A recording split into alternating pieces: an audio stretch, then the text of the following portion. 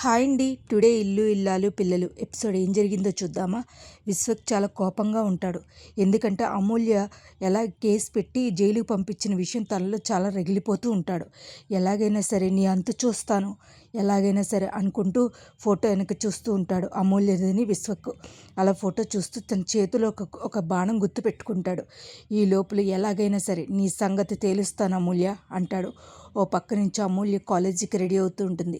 ఓ పక్క నుంచి వాళ్ళ అమ్మ మన బుజ్జమ్మ పిలుస్తుంది.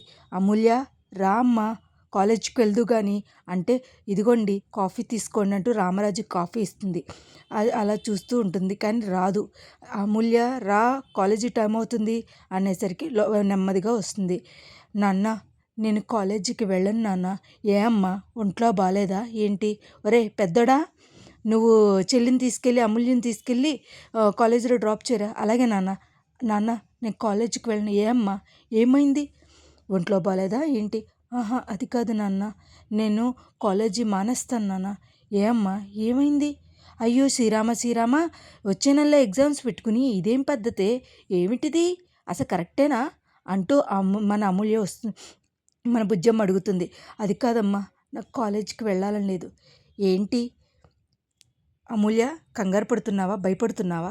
లేదు భయపడకు అమూల్య, నేనున్నాను కదా, మేమందరం ఉన్నాం. ఈ లోపల మన ప్రేమ కూడా చెప్తుంది. ప్రేమ కూడా ఏముంటుందంటే ప్రేమ అమూల్య భయపడుతున్నావా? ఇదివరకంటే ఎవరూ లేకుండా జరిగింది, ఇప్పుడు అందరికీ తెలుసు. వాడేమీ నిన్ను చేయలేడు. అయినా జైలుకి వెళ్ళి వచ్చాడు కదా అంటూ రామరాజు అంటాడు. జైలుకి వెళ్ళి వచ్చాడు కదా, జైలుకెళ్ళొచ్చినోడికి భయం ఉంటుందమ్మా, ఇంకొకసారి ఏ తప్పు చేయకూడదని అని అనేసరికి అయినా మా వల్లిలా ఉండాలి అంటూ సుక్కు అంటుంది. నోరు ముయ్యి అని అంటుంది. వల్లి వాళ్ళ దాంట్లో అమూల్య విషయంలో నేనే చేశానే అంటుంది. ఈ లోపల జైలుకి వెళ్ళొచ్చానని చెప్పేసి దెబ్బ తీయడం మానేస్తాననుకున్నావా?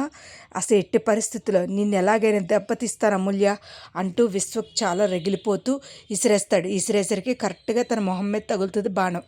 అమ్మ అమూల్య నువ్వు కంగారు పడకు, అర్థమైందా? మేమందరం ఉన్నాం. అంతగా వాడు నీ జోలికి వస్తే వాడిని చంపి నేను జైలుకి వెళ్తాను, అర్థమైందా అంటూ రామరాజు అంటాడు. వస్తే ఏంటే ఆలోచిస్తున్నావు అంటూ వల్లి వచ్చి అడుగుతుంది. అది కాదు వల్లి, నాకు డౌట్ వచ్చింది. అస్తమాను ధీరజు ప్రేమ ఒక విషయం ఉంది, వాళ్ళందరికీ తెలియాలిరా, నీ సంగతి ఏంటో తెలియాలిరా అని అంటుంది. వాళ్ళ పెళ్ళి వెనక ప్రేమ వెనక ఏదో ఉంది వల్లి అని అంటే, నిజమేనే, అసలైన పాయింట్ నిజమే, మర్చిపోయాను అంటూ వల్లి అంటూ ఉంటుంది. సుక్కుని ఎంత తెలివైందానివో బుర్రదానివో అంటుంది. సరే ఆలోచిద్దాం అంటుంది. ఈ లోపల మన మామ ఏం చేస్తాడు అంటే, ఎలాగైనా సుక్కుని పడేయాలంటే లవ్ చేసుకున్న వాళ్ళు తెలియాలని చెప్పేసి ప్రేమ ధీరజ్ని అడుగుతాడు. అరే అల్లుడు, అరే చిన్నప్పుడు నీ చెడ్డీలో అడిగాను రా. అరే అమ్మ ప్రేమ, నేను చిన్నప్పుడు అంత బాగా చూసుకున్నాను. మామ ఏమైంది చెప్పు, మామూలుగానే నీ ఫేస్ చూడలేవు, ఏడుస్తూ ఉంటే అసలు చూడలేం కదా మామ అంటే, అది కాదురా, మా అమ్మాయిని ఎలా పడేసావో చెప్పరా. మీ అమ్మాయినేనా? ఏ తింగరదానా, ఏ మెంటల్ అటెల్లు అని చెప్పేసి ఊపుకుంటూ వస్తుంది. కాలు ఇలా అడ్డు పెట్టాను, అలా మీద పడింది అంటూ ఒక సాంగ్ వేసుకుని రొమాంటిక్గా చూసుకుంటారు. ఒరే అల్లుడు, ఇవన్నీ చూడటానికైనా ఇంకా నేను పెళ్లి చేసుకోలేదు, ఎలా అయినా సరే సుక్కును ఎలాగైనా పడేయాలని చెప్పేసి మరి వెళ్తూ ఉంటాడు. మామ వెళ్తూ ఉంటే, హాయ్ ఫ్రెండ్స్, నేను నడుం పక్కన బింది పెట్టుకున్నాను అంటూ సుక్కు వస్తుంది. వచ్చేసరికి కాలు అడ్డు పడతాడు మామ. పెట్టగానే బింది తన చేతిలోకి వెళ్ళిపోయి ఆ అమ్మాయి అట్టుపడిపోయి బింది చేతిలో మటుకి మామ చేతిలోకి పడుతుంది. ఏం చేద్దాం అనుకున్నాను అంకుల్, అదేంటి అంకుల్ అంటే, ఈ బింది బాధ కన్నా నాకు ఆ అమ్మాయి అన్న మాటే నాకు చాలా బాధగా ఉంది అంటాడు. ఈ లోపల చాలా బాధపడుతూ ఉంటాడు మామ. ఈ లోపల బుజ్జమ్మ అంటూ రామరాజు వస్తాడు. ఏమిటండి చిన్నపిల్లలాగా ఈ బొమ్మలు తెచ్చుకున్నారు, ఏంటి మీరు ఇంకా చిన్నపిల్లలు అనుకుంటున్నారా ఏంటి? అది కాదు బుజ్జమ్మ, ఇది నా కుటుంబం, అర్థమవుతుందా?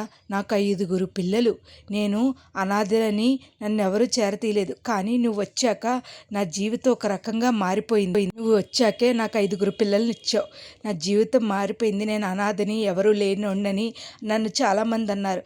ఇప్పుడు మన వల్లి కూడా కడుపుతో ఉంది. నా ప్రపంచం అలా పెరుగుతూ ఉంది, నా కుటుంబం పెరుగుతుంది. రామరాజు కుటుంబం అంటారు. నా పుట్టుక ఇది కావచ్చు, అనాథన కావచ్చు, కానీ నేను చచ్చేటప్పుడు మటుకి అనేసరికి నాకు ఒక కుటుంబం ఉందని. అదేంటండి శ్రీరామ శ్రీరామ అలా అంటారు? అలా కాదు బుజ్జమ్మ,